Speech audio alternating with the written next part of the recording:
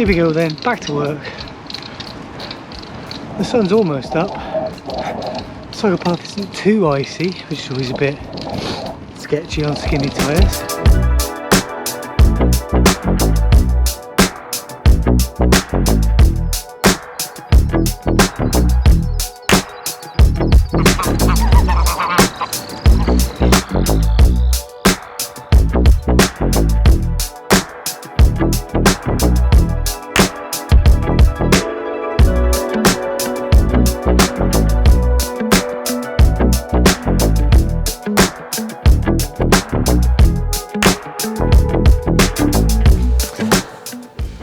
So I just gave a lecture on the embryology of the respiratory system, which is a lovely topic. Two of the things that are probably most annoying for teachers is, one, I don't know everything and I wish I did. So I can't answer all the questions. Some of them I just don't have the experience, and some questions we just don't know the answers to. Students ask very good questions. And the other annoying thing is, because I'm trying to deal with questions in chat and deliver what, you're thinking about and balancing a whole bunch of ideas at the same time. I did that thing where I don't think I entirely understood the question I was being asked, which means I didn't do a very good job of answering it. And on reflection, I could have done a better job. Always feel like I could have done a better job. I am very mediocre at times. But a good excuse to do some more reading, isn't it? Freezing. University's been shut down for a week and a half, so all the heating's been off. The heaters in the labs don't seem to have been on anyway, so I pinched a heater. Trying to print out some life-size ossicles from the ear, the little bones in the ear, for Chris, because he knows his ear anatomy. We want some life-size ossicles, tiny. I've no idea if this is going to work or not, and then we'll do some big ones. Big ones would be easier, to be honest. Oh, I miss the smell of resin.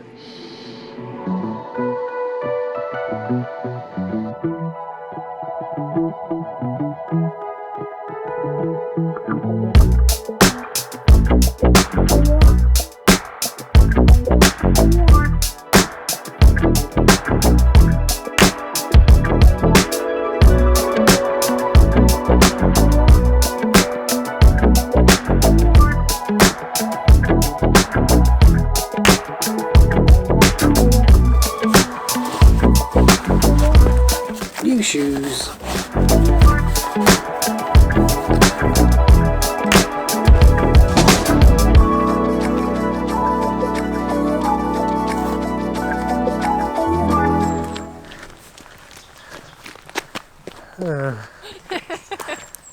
So we're getting out into the real world once a day? Almost once a day. Probably less regularly than once a day. Some days just stay at home all day. But we tend to get a bit of aerobic exercise in. The lockdown is biting hard. It's getting pretty serious here, so hopefully most people are taking it serious. But one of the ways we manage as a family, everybody except you, loves spending time in virtual worlds. So yeah, okay, we do a bit of virtual reality stuff. I do like playing virtual games. The virtual reality headset's quite fun. Yeah, but it's not that I'm talking about. It's so Jack spends a lot of time in No Man's Sky, an entire galaxy, nay universe, in a computer, which is now multiplayer and he can play with his friends. I introduced Annabelle to World of Warcraft, which might have been a bad idea, but she spends a lot of time in World of Warcraft. So we've been playing together.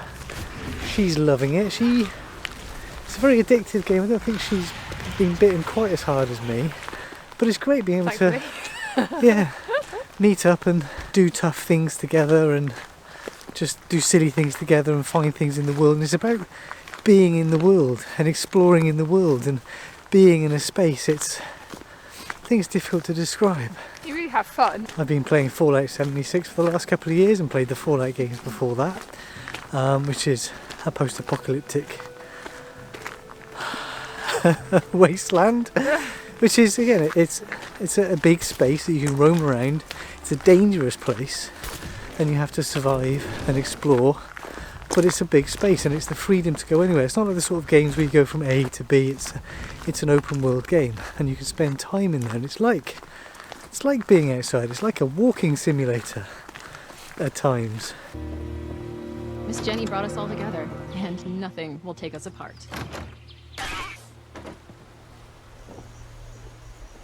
Never thought I'd live in a treehouse. Never thought I'd find a real family either. And then more recently I've become a post-apocalyptic postman in Death Stranding. So Death Stranding is this very weird futuristic game about death and the realm of death crushing into our realm and so on. Anyway, but what it really comes down to is, in fact it's amazingly prescient since it came out in 2019 and then for the PC in 2020, but everybody's separated, everybody's living in their little bunkers, and they're relying on delivery people to deliver them the things that they need, and you're one of the you're a delivery guy driving around delivering stuff. It's like they knew this was going to be a thing. I gotta hand it to you. Not many guys out there who can do what you do. But again, it's beautiful, absorbing, weird, different, with just task after task to do, and tasks that you decide to pick up and do, and you get to spend time in this virtual world. So for us, open worlds and virtual worlds have made being stuck at home an awful lot easier. Jack's even playing Cyberpunk because it works on his computer just fine, even though it crashes every 10 minutes on mine, and I gave up with it.